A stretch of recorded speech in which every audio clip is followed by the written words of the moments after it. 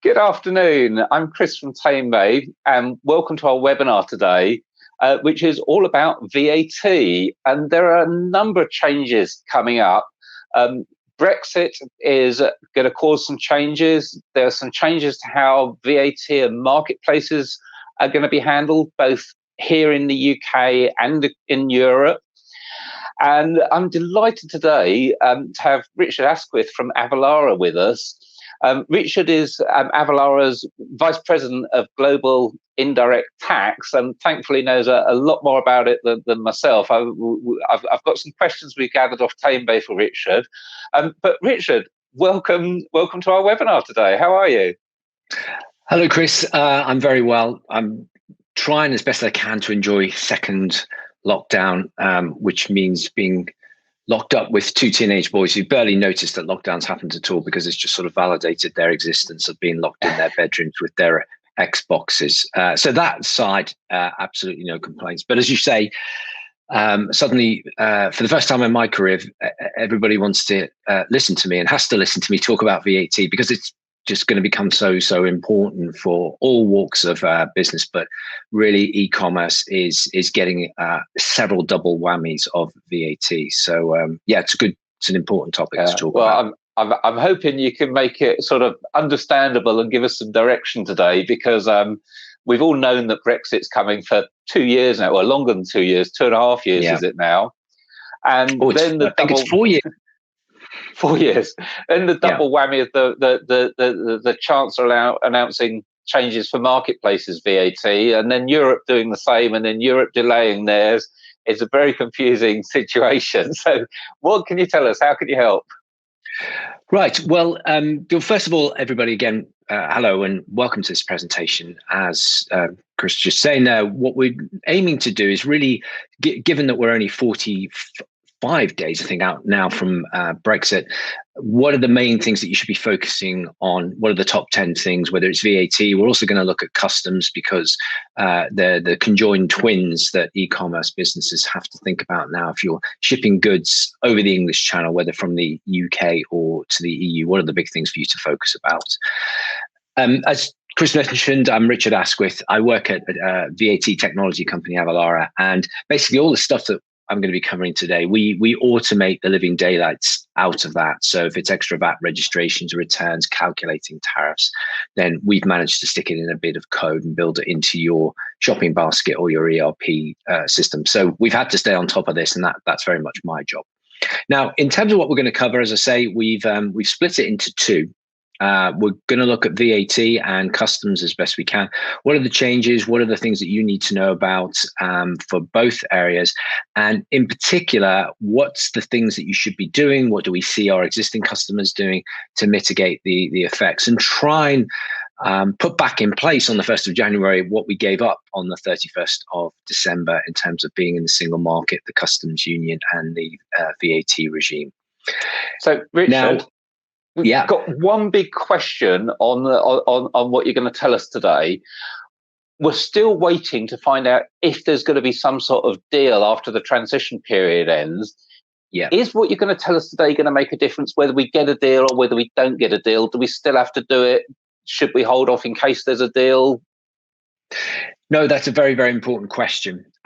It's all very much for e-commerce, shipping B2C goods either side of the English Channel. It was all settled mostly back on the 31st of January 2020, when the UK left the EU regime. And everything that I'm going to be talking about today, we should have all been thinking about and planning, but weren't, because we were so used to being marched up the COVID hills so many times, and the Brexit hills, that we've probably been postponing it. The one thing that isn't resolved that is very important is tariffs. Are there going to be tariffs on the movements of goods between the UK or into the EU? And that's very much at the heart of the negotiations. As we all know, the UK is deciding whether it's going to move on fishing, and the EU is going to decide whether it's going to move on the level playing field. So with that proviso aside, everything else that we'll be talking about is absolutely set in stone and is immovable. Excellent. So no reason for not getting on with it. No, there hasn't been, and there definitely isn't now. It's worth underlying. I'll probably touch on this. If you don't tackle most of these obstacles that we'll be going through, there's a high chance your goods will get blocked by customs.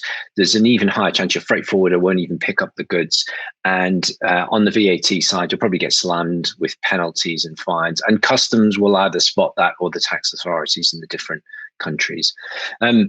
We can see here with this slide, we're going to be covering an awful lot of detail. It's very complex. It's still evolving. We're still getting guidelines almost literally as we speak from the different tax authorities. So we've put together a really useful microsite, a hub, as we call it, and you can have a look there. There's everything we'll be talking about. There's lots of live blogs updating what the tax authorities think, what they think about e-commerce, what the marketplace is doing, and there's some download guides specifically around e-commerce as well. So keep an eye out for that, avalara.com/Brexit. Okay, let's get into those top 10 must-dos. Firstly, obviously, VAT. Now, for e-commerce, and you're probably many of you aware of this if you've been happily selling into the UK or into the EU. Being inside the UK VAT regime, UK sellers have enjoyed what's called the distance selling thresholds. And what that means is if you're a UK seller selling relatively small amounts into Germany or into France, into Spain, you've been able to do that using your UK VAT number until you hit the selling thresholds, the VAT selling thresholds of each particular country. Germany is 100,000 euros, France is 35,000 euros, Spain is 35,000 euros. Once you go over that, you must get locally VAT registered. So 1st of January 2021, UK is out of the EU VAT regime, so loses this simplification. So what it means is, and this is really painful, we think it affects about 30,000 UK e-commerce sellers.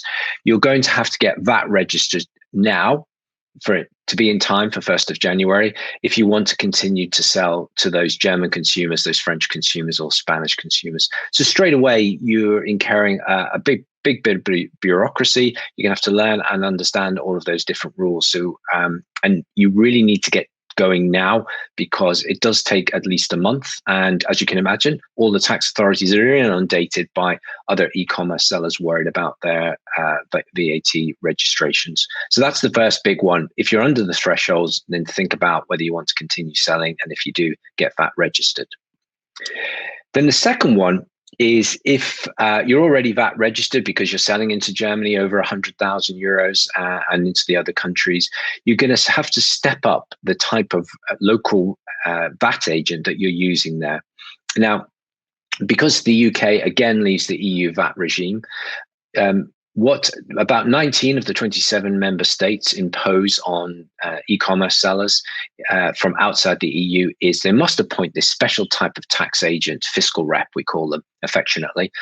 And the trouble is, for many of the member states, they'll require the fiscal rep to share your VAT liability. So they're jointly and severally liable for your VAT. So surprise, surprise, they charge high fees and they often demand a bank guarantee from you. So the countries to watch out for are France, Italy, Spain, very much the Mediterranean countries. Good news is Germany doesn't require it. Going the other way, if you're selling into the UK, good news there is UK's HMRC doesn't require this of you. You just need a UK VAT registration. So the obvious question here, Richard, how do I find a fiscal rep if I need one? Can Avalara do it? Are there other companies? Do I have to ring up a local accountant in Spain? Well, you can do it. Yeah, you can certainly do it the latter. You can do it the painful way and ring round as best you can find them, or you can speak to somebody like Avalara. We do fiscal rep.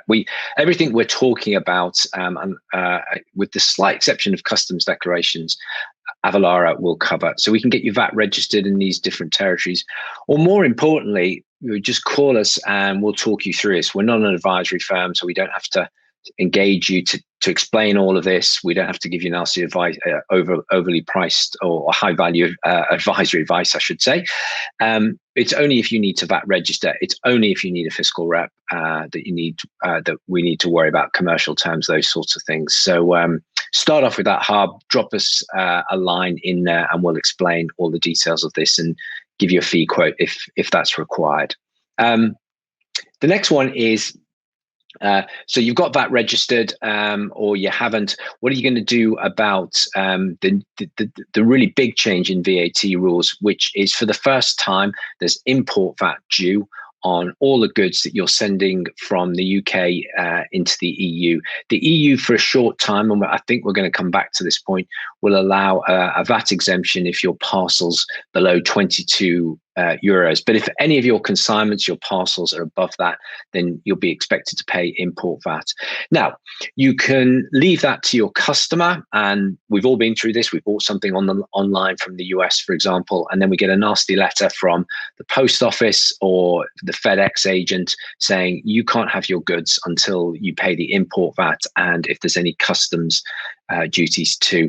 So it's a terrible experience for your customer. Your customer probably spot that you're going to try and do that, and if they don't, and you do impose import VAT with them, this certainly won't be repeat business for you. So again, what we say there, the way around that is get a local VAT registration and make sure you pick the right country, because most countries, but not all, will offer what's called a postponed accounting, which means you don't actually have to make the cash payment of the import VAT when your consignment goes through the French or German customs. You can defer it into your VAT return. It's a neat bit of accounting, but it means cash-wise, you never have to pay the import VAT. So just to summarize, don't leave your customers with a nasty sting on import VAT. They won't be coming back to you. Get a VAT registration and manage your import VAT, and you won't lose out on the cash. And if I can just jump in here, for those sellers who sell on Amazon, Amazon have already stated that if you're selling into Europe after the 1st of January, everything has to arrive with any VAT and duties prepaid. Amazon don't want their customers getting these nasty surprises. So if you're selling on Amazon, yep, exactly. And there you go, stealing my thunder. Absolutely. And there you can see a nice representation of what Amazon is saying. And we're starting to see other marketplaces indirectly force this upon their sellers. And as Chris was saying there, what it means is rather than making a sale from a UK warehouse to a French consumer, and obviously vice versa, you're going to have to ship your goods over onto the continent, stick them in a warehouse, and only then will marketplaces like Amazon let you sell, because their point of view is they don't want a nasty customer experience where, because you haven't thought through your import VAT or your customs declarations or your tariffs, then there's a hold up on the delivery. So the Amazon customer, the platform user, has their own bad experience, and this is really burdensome. And we're seeing a big rush now on the back of this news. eBay are pretty much demanding the same thing as well, and we're seeing the second and third tier marketplaces do the same too. So I suppose the point here is this is not just about UK HMRC or the EU tax authorities foisting these requirements upon you. Your marketplaces will probably be doing the same to you too. Just lastly on VAT, there are lots of other details, and as I said, go to the avalara.com/Brexit hub for more.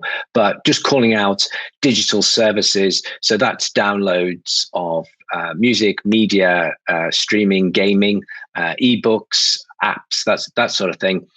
You will need to rethink your VAT registrations. There's since 2015, a special type of single pan-European VAT registration.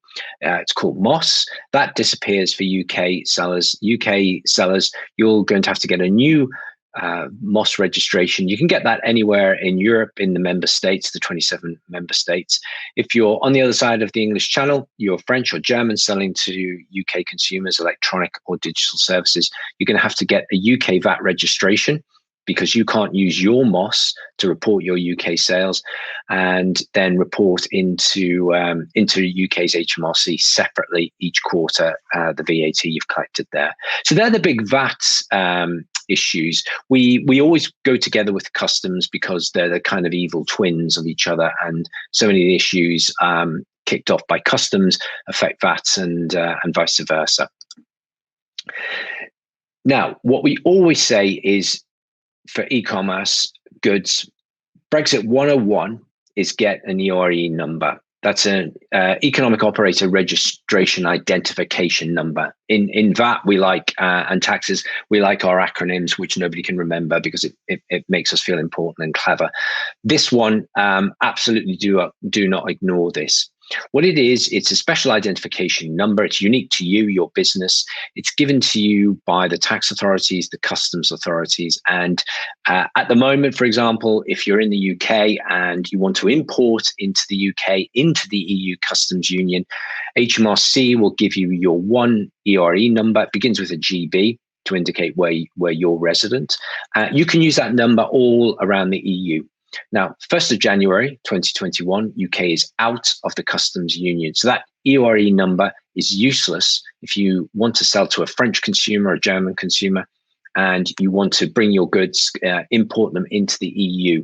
The French or German tax authorities will not recognize your GB ERE number. So you need to apply to get a new one. Now, the good news is it doesn't take long. Normally it takes a day or so. The bad news is a lot of the EU tax authorities are not really cooperating on this. Most of them are saying, when I look at my EU ERE number database, I can see you, Mr. UK or Mrs. UK e-commerce seller.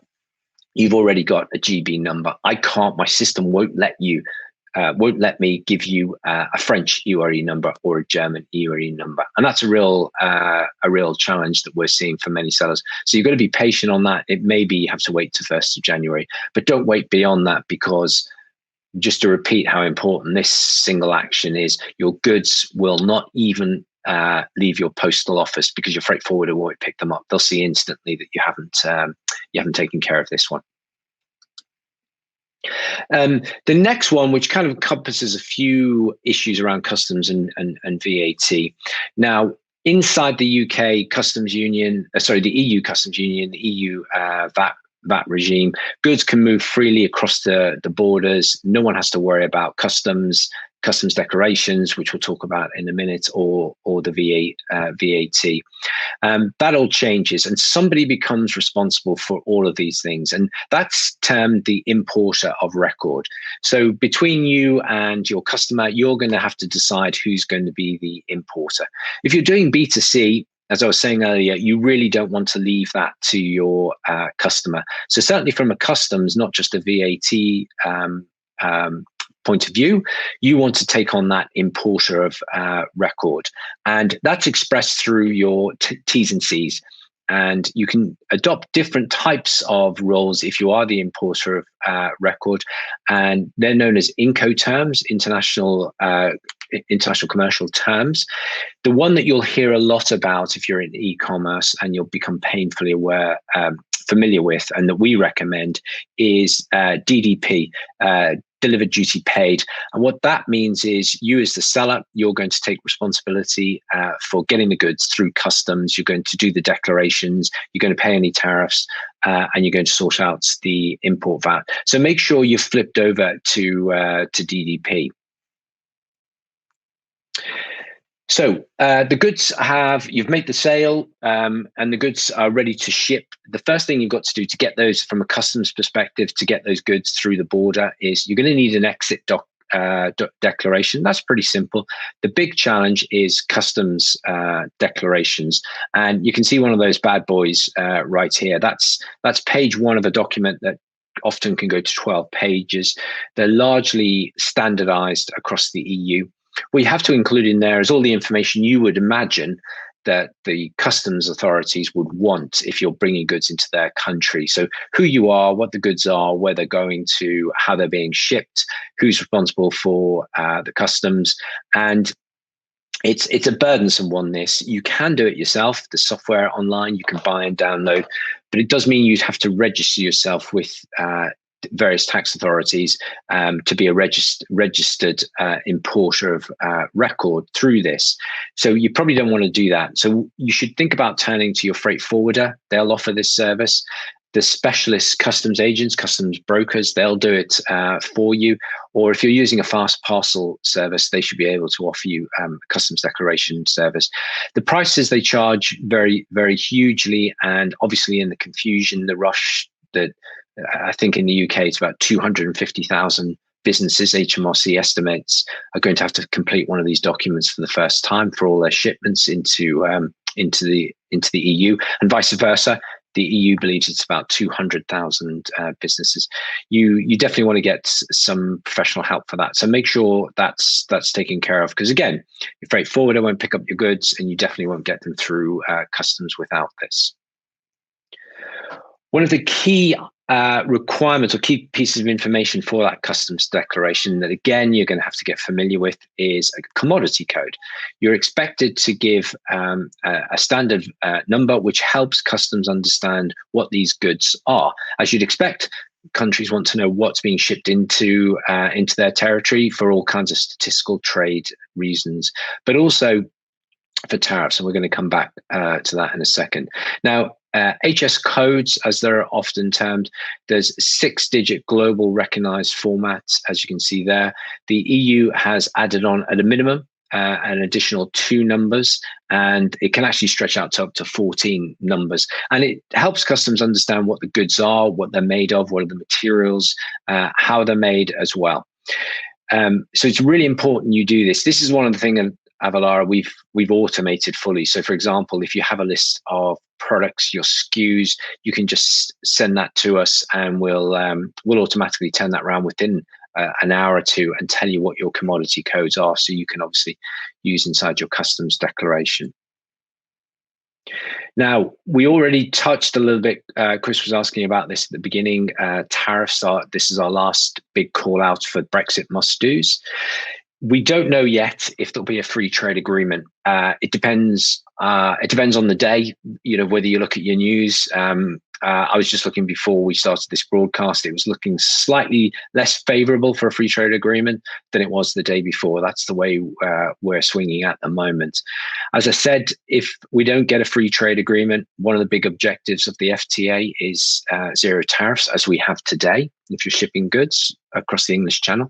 What it'll mean is if you're shipping into the EU is bound by World Trade Organization rules, to charge its standard rates, most favored nation rates. I'm sure you're familiar with that term. It's been bubbling around for the past few years. So typically you're going to pay somewhere between 4% and 10% to get your goods in through French or German customs. That's an irrecoverable cost. So it's important you understand that and plan for that, and that you price for that in your checkout if you want to pass it onto your customer. Coming back the other way into the UK has something called the Global Tariff, which it published during the summer. And that gives an indication of, by commodity code. So again, going back to why commodity codes are so important, how much, if you're importing into the UK, if you're selling to a UK consumer, how much you will be charged. Again, you need to figure that out in the checkout and to pricing to make sure you don't get any nasty shocks. So that's a quick whiz through the top 10. There are more, but they're the ones that will really stop you selling or incur some huge, big costs. I think, Chris, you were saying I'm just moving on to the second to last slide, I think it is, what else is going on. And because UK's HMRC doesn't think we're all busy enough on the 1st of January, they're also taking the opportunity to reform the e-commerce rules for the UK. And there's a couple of big changes that you need to be aware of. And firstly, it relates to imports of small parcels, small consignments. So if you're a UK seller or an EU seller or a Chinese seller or a US seller, if you start selling consignments below £135, or rather not exceeding £135, for the first time, rather than paying import VAT at UK customs, you're going to have to charge your consumer, whether a UK consumer, UK VAT at 20% for most goods in the checkout. So live. So you're going to have to be able to do a live calculation of the VAT. For the most part, that's straightforward. You're probably almost all your goods are 20%. So you should be able to do that in the shopping basket.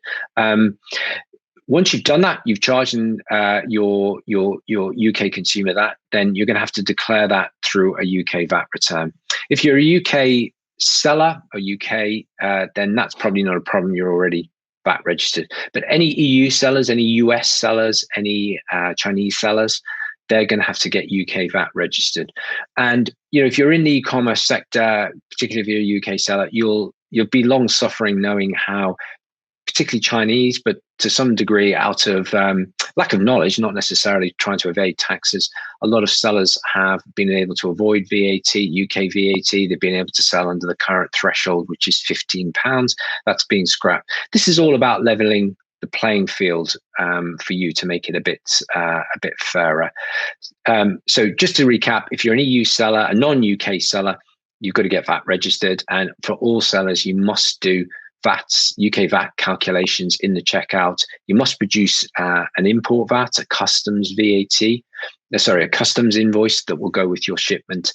And that as that comes through customs, they will check your VAT number that you declare on your customs declaration and on your parcel, and they'll make sure that you're properly then in your next VAT return, you declared that import VAT. That's the first big change. The second one is the UK is making marketplaces responsible for some transactions. Now, there's two types of transactions. Number one is whether you're a UK seller, whether you're a Chinese seller, whether you're a French seller, if you're selling goods that are being imported from outside the UK to a UK consumer, marketplace becomes what we call the deemed supplier. You're going to have to sell the goods to the marketplace, and the marketplace then sells those goods to your consumer. And trust me, it's even more complicated than it sounds in terms of planning for that, the VAT treatment. It's something at Avalara we work through. Again, we've automated the whole experience through the checkout and working with the marketplaces. But from a seller's perspective, what you've got to be alert for is your marketplace will start now asking you for data to help them determine whether it's a transaction you made a sale, it's sub £135, therefore the marketplace should take responsibility for the VAT. So watch out for that one. And I suppose this is going to be mega complicated when you're completing a VAT return, because if you sold it on your own website, you're collecting the VAT. If you sold it on a marketplace and it's under £135, they're collecting the VAT. Yeah. But if you're in China and you've sold almost everything was a £20 sale, but then you get one sale for £300, you've then got to collect the VAT for that one. So it's going to be complicated, isn't it? Absolutely. And we spend a lot of time working with the marketplaces, how they're going to automate all of this, because obviously this can't be a manual process given the scale and operations and the complexity. And as I say, they're absolutely pulling out their hair, but it's their responsibility to identify the seller's transactions and in the checkout, make sure that VAT, if it is a deemed supplier transaction, it's their responsibility that they take over the transaction, that they make the charge for UK VAT, and that they collect and then report it through to the tax authorities. So it is a major challenge. Is this based on a transaction or a product? If a product's £100, then the marketplace collects the VAT. If I buy two of them and it's now a £200 order, who's then responsible, me or the marketplace as the seller? It's you, the seller, because it's based on the consignment value. So it's what goes through customs. So if you've bundled up 2 or 3 products and that tips you over the £135 limit, then it switches back from the marketplace back to you, the seller. So you can imagine it gets a real challenge where if you imagine you're a shopper online, you're in your the shopping cart, you select 3 or 4 different items from 2 or 3 different shoppers, then the marketplace has to think about whether that's tipped over the consignment threshold. And the position we're taking is marketplaces, if it comes from the same provider, then we should assume you should add them together, but you shouldn't add the whole shopping cart together. Gotcha. And of course, just to make it even more confusing for everybody, the EU is doing exactly the same as the UK. However, its e-commerce package, as we term it, got delayed until the 1st of July 2021, mostly because of COVID. So what we're seeing here is the UK and the EU were implementing the same reforms, but they got pulled apart. The EU's ploughed it or ploughed it back into 2021, but the UK, largely obviously because of Brexit date, has stuck to the 1st of January 2021. Now, the EU reforms are identical to the UK's, same language, same principles. However, the one big change is the first one you see there on the screen. The EU is introducing a single pan-European VAT return for e-commerce goods businesses. You heard me talk about the MOS return earlier. That's a mini one-stop shop. The OS, as this new return is called the one-stop shop. And MOS has been around for a while for digital services. It's been possible to use one VAT return to record all your sales. So where OS will apply is, let's say I'm a French seller. I've got all my stock in France, and I sell to consumers on marketplaces or through my own website. Once I go over the distance selling threshold, today I have to get VAT registered in all those territories. So I can quickly end up with 5, 10, 20 different VAT registrations. What OS does is simplify that. The French seller in that case will just have to complete one single additional return, the OS return, in addition to their French VAT return. And in that, they can report all of the pan-European sales. So it's all very good and very smooth. Now, the obvious question is, what about the UK sellers? Because we're out of the EU VAT regime. Good news is you do get to benefit from that. And how it would work is you would want to ship over your goods into one territory, let's say Netherlands or Belgium, very good VAT and customs regimes there, put them in a warehouse. And then you're like that French seller in my previous example. You can sell from, let's say it's Belgium, right across Europe to your consumers on a distance selling basis. And you just have to do one OS. So you get yourself VAT registered in Belgium, and you'll do a supplemental Belgian OS return. So if you're a UK e-commerce seller and you've got lots and lots of VAT registrations because you're selling from UK stocks, this is still good news for you. The one caveat is you have to get the goods first through customs. You have to get them into the EU and get them set up in a warehouse.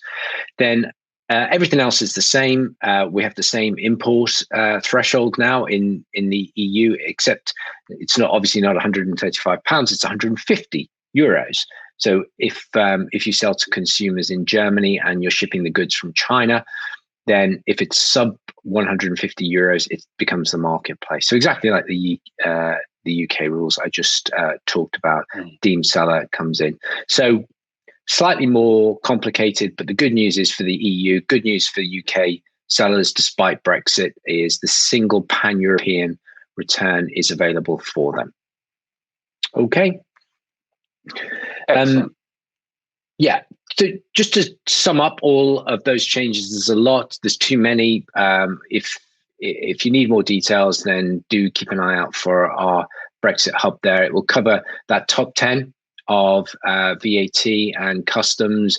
Just keep forefront of your mind the really important ones, the EURE numbers. Make sure someone's taking care of your customs declarations. Make sure you can get the right commodity code. You don't pay the wrong tax, because you get penalized by the authorities if you get caught doing that. And if you pay too much tax, then the tax authorities will just simply thank you for that. Then also, probably think about taking care of all those customs and VAT new issues. Get your goods over into Europe, put them in a warehouse, and then sell from there. It's a good customer experience. And then when 1st of July comes along, for the new deemed supplier, the e-commerce package, you'll be able to take advantage of that single new OS, the one-stop shop return. So it's a slightly discombobulated journeys of simplification for e-commerce sellers, particularly the UK ones. They will lose out. You have to get more VAT registrations if you're a distant seller, certainly for the 1st of January. But come 1st of July, there are some simplifications available to you. Good. Great. Thank you so much, Richard. That was an absolute ton of information. We do have a couple of questions.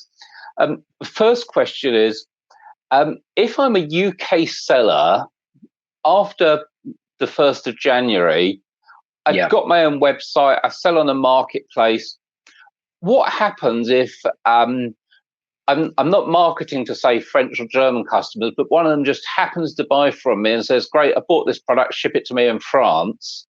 Yeah. Am I then liable for registering for VAT, or is the customer then the importer of record and they're liable for paying the VAT when it arrives in their country? What's the situation there? Yeah, the tax authorities will say somebody has to pay me import VAT, and they'll withhold the goods, and so they'll send a notice through to the customer saying, we've got some goods here, if you want them, come and get them, but we expect some import VAT to be paid. If there are no tariff agreement in the Brexit free trade agreements negotiations, which are going on as we talk now, then there'll be tariffs on top of that. And then the customer has to decide, am I going to pay this, or am I just going to reject the goods? And they'll probably pay them reluctantly, and you'll never see them on your website again. So that's the likely outcome. And that's why we do recommend, if you're serious, if you're doing a lot of trade in any particular country, get VAT registered there, get the goods through customs for your customer, sort out the import VAT.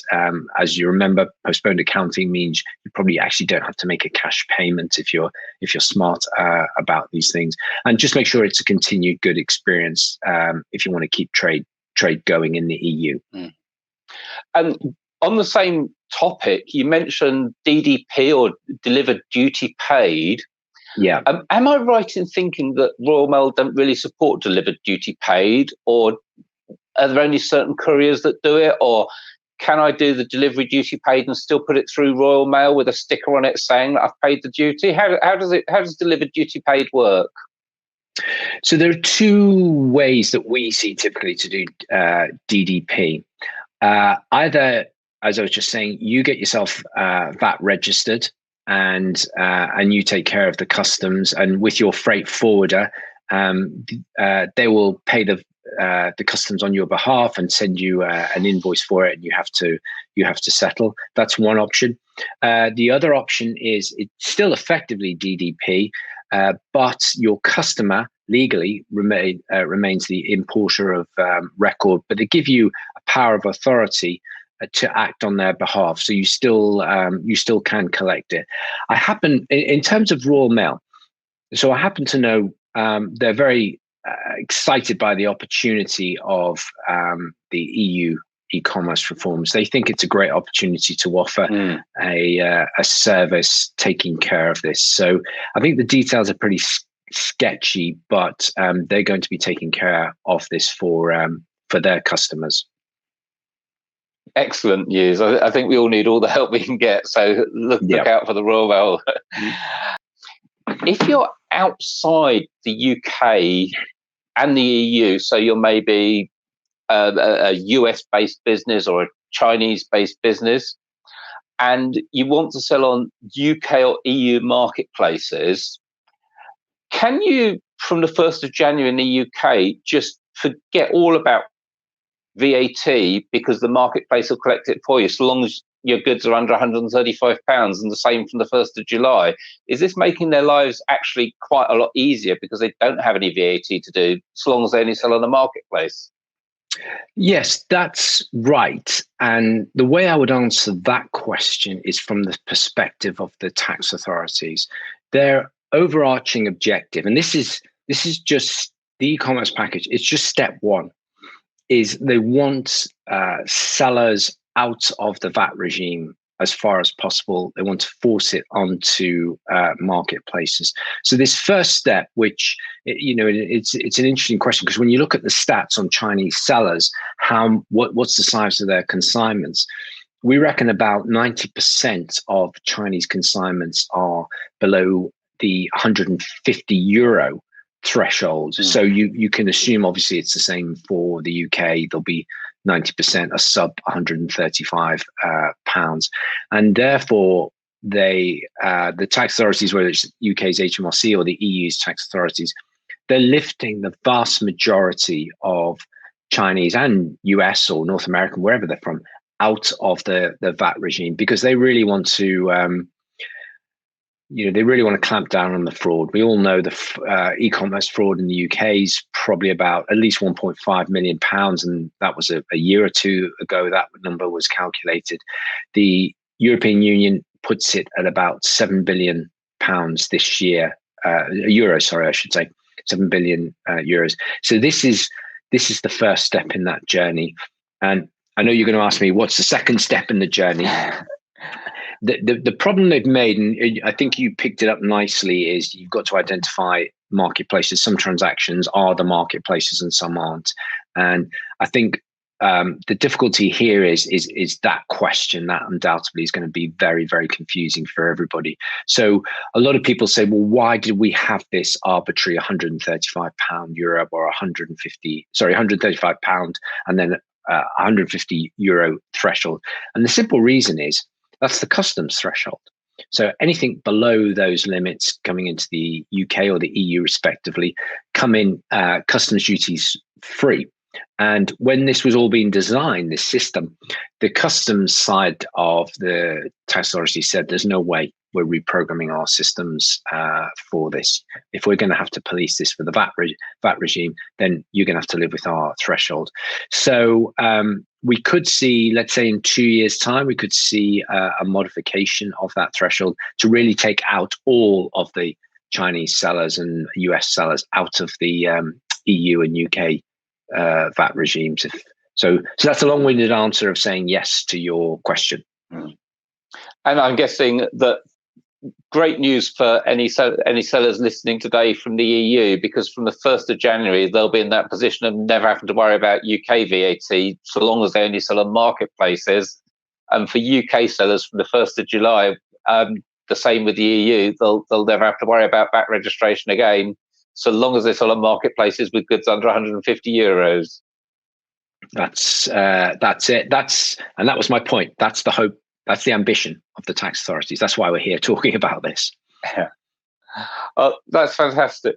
Richard, I want to thank you so much for your time today. It's been really, really informative. And I know we've covered an awful lot. So we will be making this webinar available in the next couple of days on YouTube to watch again. And we'll also email you a link at the end of the webinar so that you can watch it again immediately. But if you do have any questions, on your screen at the moment, make a note of that URL, avalara.com/Brexit. It's a hub of a whole load of information, all of the things we discussed today in the webinar, and a whole load more. And Richard, if someone wants to get in touch with Avalara, if they've got some further questions, what's the best way? Is there a general email address? Do they just email you direct? How can we get more help? Yeah, no, I absolutely. Go onto the hub. There's a contact click button, like any good e-commerce site, and there's a telephone number, and you can come straight through. And as I was saying earlier, the good news is we're not an advisory firm, so we'll talk all day, and we don't need much encouragement. Let me tell you, we'll talk all day about European VAT and customs. And as Chris pointed out, it's for once in years and years. I've been in this business in VAT for 30 years. Suddenly everybody wants to talk to me. So my phone and email is definitely open. Excellent. Thank you so much for your time today, Richard. And we look forward to welcoming you back soon, I hope. Thanks very much, Chris.